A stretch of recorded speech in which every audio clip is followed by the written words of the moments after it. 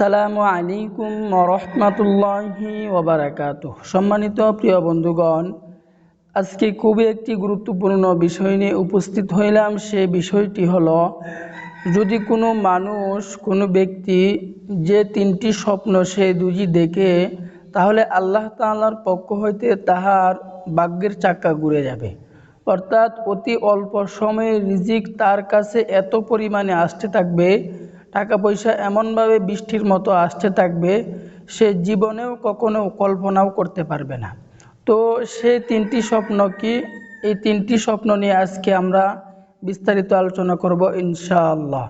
তাই দেরি না করে আমরা মূল আলোচনায় চলে যাই। সম্মানিত প্রিয় বন্ধুগণ, দেখুন, স্বপ্ন প্রথমত তিন প্রকার হয়ে থাকে। এক নাম্বার স্বপ্ন হচ্ছে, যেই কাজটা মানুষ সারাদিন করে রাত্রের বেলায় ঘুমের মধ্যে সেটাই দেখে, এটা হলো এক নাম্বার স্বপ্ন।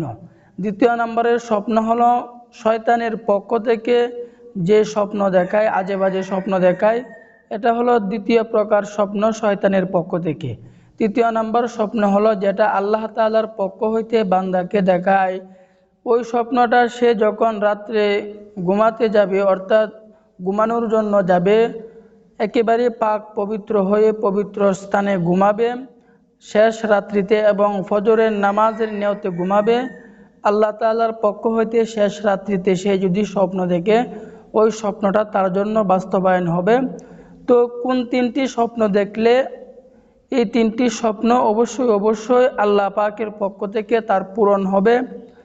এক নাম্বার স্বপ্ন হলো, যদি কোনো মানুষ সে কাবাঘর তওয়াফ করতে দেখে, কোনো মানুষ যদি কাবাঘর তওয়াফ করতে দেখে স্বপ্নে, তাহলে আল্লাহ তাআলার পক্ষ হইতে তাহার ভাগ্যের চাক্কা একেবারে ঘুরে যাবে।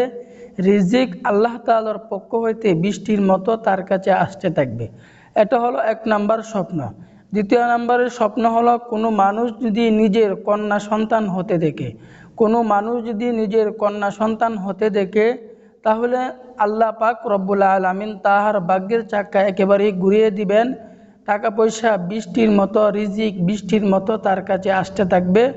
দেখুন, কন্যা সন্তান হলো রহমত স্বরূপ। রাসূল সাল্লাল্লাহু আলাইহি ওয়াসাল্লাম বলছেন, কোনো মানুষের ঘরে যদি, কোনো ব্যক্তির ঘরে যদি দুটি কন্যা সন্তান হয়, তাহলে আল্লাহ পাক রব্বুল আলামিন তাকে জান্নাত দিয়ে দিবেন। তো কন্যা সন্তান হলো অত্যন্ত বরকতময়, অত্যন্ত রহমত স্বরূপ। দেখুন, বলা হয়েছে আল্লাহ পাক রব্বুল আলামিন যদি খুশি হন, তাহলে বান্দার জন্য বৃষ্টি দেন। আল্লাহ পাক রব্বুল আলামিন যদি আরও খুশি হন, তাহলে কোনো মানুষের ঘরে, কোনো বান্দার ঘরে, কোনো ব্যক্তির ঘরে আল্লাহ পাক রব্বুল আলামিন কন্যা সন্তান দান করেন। এই হলো দ্বিতীয় নম্বর স্বপ্ন। কোনো মানুষ যদি তার নিজের কন্যা সন্তান হতে দেখে, তাহলে আল্লাহ পাকের পক্ষ থেকে তাহার ভাগ্যের চাক্কা ঘুরে যাবে।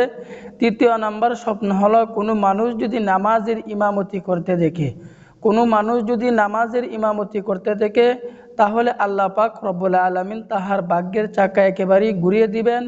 রিজিক, টাকা পয়সা বৃষ্টির মতো তার হাতে আল্লাহ তাআলার পক্ষ হইতে আসতে থাকবে। তো এক নাম্বার স্বপ্ন, তাহলে আমি আবারও বলছি তিনটি স্বপ্নের কথা। এক নাম্বার স্বপ্ন হলো, কোনো মানুষ যদি কাবাঘর তওয়াফ করতে দেখে। দ্বিতীয় নাম্বার হলো, কোনো মানুষ যদি নিজের কন্যা সন্তান হতে দেখে। তৃতীয় নাম্বার হলো, কোনো মানুষ যদি নামাজের ইমামতি করে, তাহলে আল্লাহ পাক রব্বুল আলামিন তাহাকে রিজিক, টাকা পয়সা আল্লাহ পাক রব্বুল আলামিন গায়বীভাবে দান করতে থাকবেন। তো আমরা যদি আল্লাহ তাআলার পক্ষ হইতে এই তিনটি স্বপ্ন দেখতে চাই, তাহলে আমাদেরকে অবশ্যই ইসলামের বিধিবিধান মেনে আমাদেরকে চলতে হবে। আল্লাহ পাকের হুকুম মেনে আমাদেরকে চলতে হবে।